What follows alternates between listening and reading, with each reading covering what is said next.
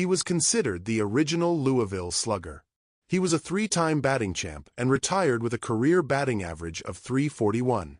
Yet today, hardly anyone remembers him. This is Pete Browning, one of baseball's most accomplished but forgotten hitters. Louis Rogers Browning was born on June 17, 1861, in Louisville, Kentucky. He was nicknamed the Louisville Slugger and the Gladiator. As a child and for the rest of his life, Browning suffered from mastoiditis, which eventually resulted in him being almost completely deaf. He also suffered from frequent and severe headaches. As a result, he also avoided school and was essentially illiterate. He also went through several surgeries with the hope of healing. Still, Browning was a gifted athlete and was determined to overcome his illness. In 1877, he began playing for a local semi-pro team, the Louisville Eclipse. He was still with the team when, in 1882, it became part of the American Association, the first major rival to the National League. Browning was arguably the best player in the American Association in the league's first year.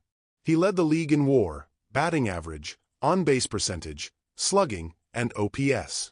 Browning was also in the top 5 in home runs, hits, runs, and total bases.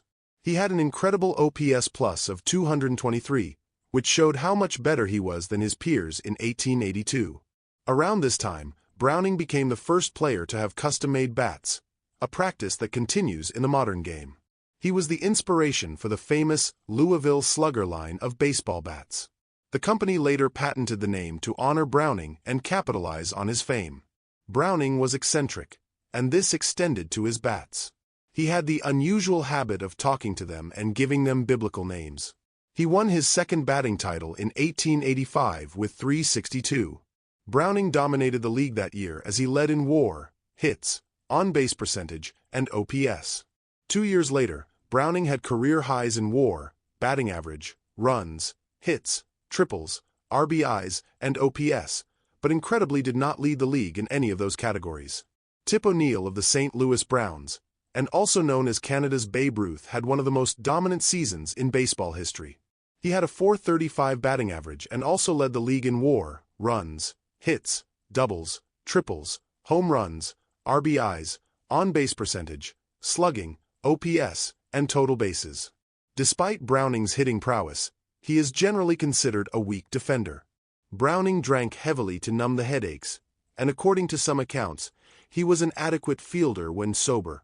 Unfortunately, that was rarely the case. Browning was also regarded as a poor base runner, notably because he refused to slide even when necessary. Despite this, Browning is credited with 103 stolen bases in the 1887 season. Thus, Browning had the incredible stat line of over 100 stolen bases, over 100 runs scored, and over 100 runs driven in a single season. Browning was an infielder before 1885 and was all over the diamond except as a catcher. In 1885, he was permanently moved to the outfield. In 1889, Browning was a key personality in baseball's first-ever strike. He was one of 6 players who refused to play in protest of the heavy fines issued by Louisville's owner.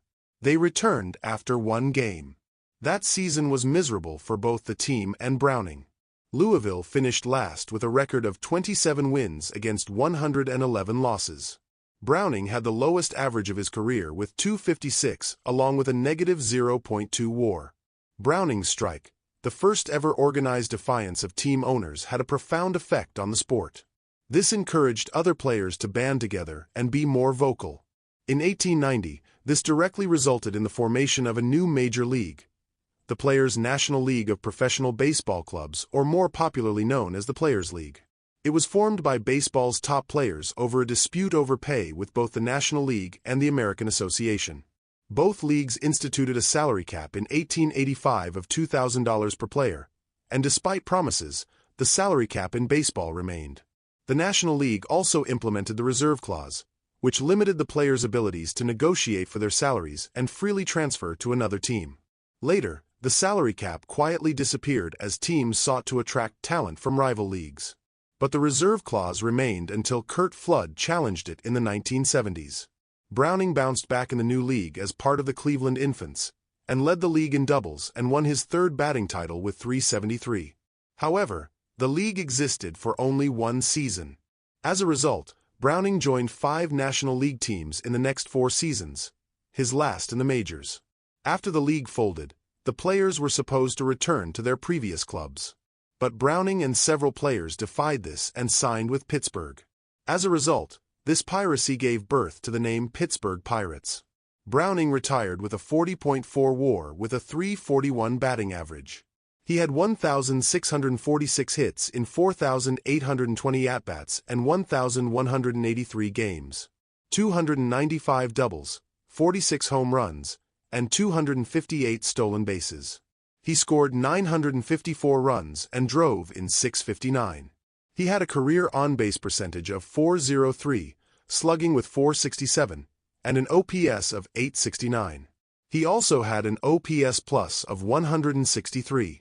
Despite being a dominant player, Browning has not been inducted into the Hall of Fame. There are several theories explaining this. First, he had a relatively short career. He only played 1,183 games and, as a result, had lower counting stats than most players. Second, while baseball considered the American Association a major league, some historians considered it vastly inferior to the National League. And when Browning joined the National League, he did not dominate like he did in the American Association. Third, many 19th-century players have been overlooked because their careers are harder to contextualize for modern audiences and voters. Thus, it seems that the classic baseball era, the committee considering inductees who played in 1980 and earlier, has recently been pushing more for 20th-century players. Fourth, he was known to be a weak fielder.